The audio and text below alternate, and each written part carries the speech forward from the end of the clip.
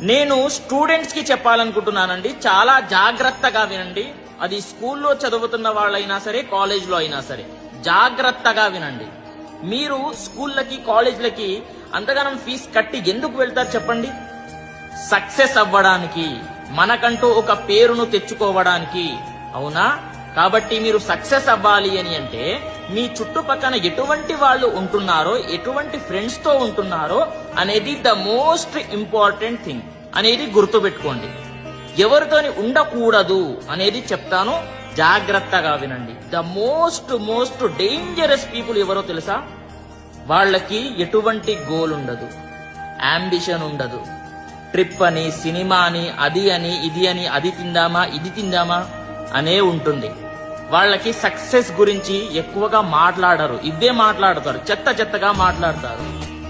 వాళ్లతోని avoid చేయండి. వాడు ఎంత మంచివాడైనా సరే, ఎవరైనా సరే అనేది గుర్తుపెట్టుకోండి, ఫిక్స్ చేసుకోండి, ఓకేనా? వాళ్లతోని మాత్రం అవాయిడ్ చేయడం ఉత్తమం.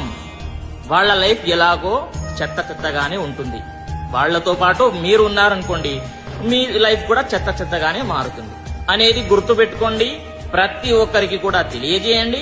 స్వస్తి సర్వే జనాః సుఖినో భవంతు.